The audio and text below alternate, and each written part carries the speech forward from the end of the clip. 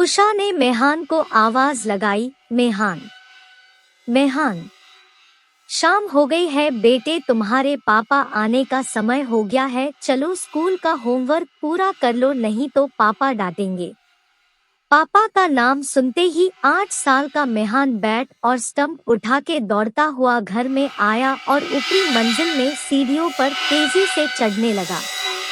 उसी वक्त आखिरी सीढ़ी पर उसका पैर फिसल गया और जैसे ही वह नीचे गिरने लगा कि उसी वक्त किसी अदृश्य शक्ति ने उसे संभाल लिया और हवा में ही उठा के उसे उसके कमरे में छोड़ दिया।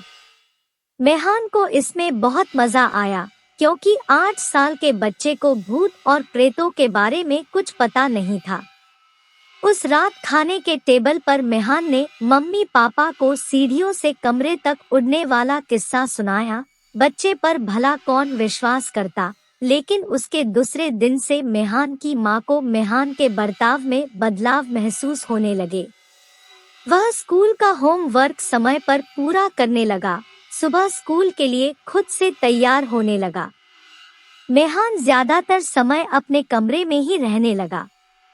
एक दिन उषा सीढ़ियों से ऊपर आ रही थी, तभी उसे मेहान के कमरे से आवाजें आने लगी, जैसे कि वह किसी के साथ मस्ती कर रहा हो। उषा ने दबे पैरों से जाकर दरवाजे के होल से देखा तो डर के मारे उसकी सांस फूलने लगी, क्योंकि एक आदमी की धुंधली सी परछाई बालकनी के पास खड़ी थी और उसके बाजू में मेहान उसका हाथ पकड़ के खड़ा था। उस आदमी ने जब पीछे मुड़ के देखा तो उषा डर से दहल उठी, क्योंकि उसका चेहरा बड़ा ही भयानक था। उस पर गहरी चोट के निशान थे। देखते ही देखते वह आदमी कुछ ही पलों में हवा में गायब हो गया। फिर उषा दरवाज खोल के दौड़ती हुए आई और मेहान को सीने से लगा के बाहर की तरफ भागी। जब उषा ने मेहान से पूछा कि वह आदमी कौन था, तब मेहान ने कहा वह विक्रम अंकल थे। वो रोज मेरा ध्यान रखते हैं, कभी कभी मेरे साथ स्कूल में भी आते हैं।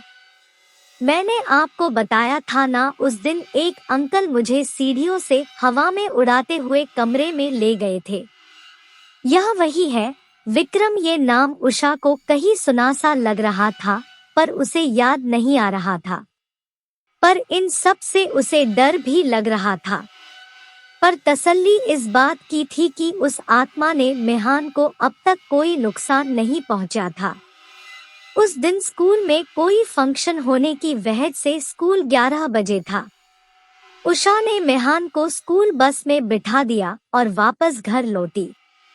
तभी उसने पाया कि बेडरूम में लगे आईने पर लिपस्टिक से एक नाम लिखा था, मदर मेरी अनाथालय, जहां से उषा और उसके पति राजीव ने मेहान को गोद लिया था। उषा ने उसी वक्त घर को ताला लगा के राजीव को कॉल किया और उसे तुरंत अनाथालय में बुला लिया और गाड़ी निकाल के खुद भी अनाथालय की ओर निकल पड़ी। दोनों वहां पर एक साथ पहुंचे और जाकर वहां के संचालक से मिलकर मेहान के भूतकाल के विषय में जानकारी की मांग की, पर संचालक महोदय कुछ भी बताने के लिए तैयार न थे। तब उषा ने उन्हें सब हकीकत और वह नाम बताया। वह सुनकर संचालक महोदय सच्चाई बताने के लिए राजी हो गए। वह बोले कि विक्रम कुमार यह मेहान के पिता का नाम है। मेहान को जन्म देते वक्त उसकी मां गुजर गई थी। उसके बाद उसके पिता ने ही उसे पाला, पर बदकिस्मती से एक कार एक्सीडेंट में उनकी भी मौत हो गई। मेहान भी उसी कार में था, पर वह किस्मत से बच गया था, लेकिन सिर पर गहरी चोट लगने की वजह से उसकी यादें मिट गई है। जब मेहान के किसी भी रिश्तेदार ने हमदर्दी नहीं दिखाई, तब कोर्ट ने उसकी जिम्मेदारी हमें सौंपी। उसके बाद हमें भी बहुत बार ऐसा महसूस हुआ कि मेहान की हिफाजत कोई रूहानी ताकत कर रही है, पर उस रूह ने उसे कभी नुकसान नहीं पहुंचाया। यह बात भी सच है। सारी बात ठीक से समझने के बाद उषा और राजीव जब घर पर लौटे और जब वह बेडरूम में बैठे बातें कर रहे थे तभी उनके सामने ही वहां के आईने के पास रखी एक लिपस्टिक हवा में उठी और आईने पर लिखा, मेरे मेहान को पढ़ा लिखा कर एक अच्छा इंसान बनाना, यही मेरी आखिरी इच्छा है। उसके बाद खिड़की के पास एक धुंधली सी आकृति दिखाई दी और एक आवाज सुनाई दी, मैं हमेशा मेहान के आसपास रहूंगा। इस आवाज के साथ वह आकृति अदृश्य हो गई।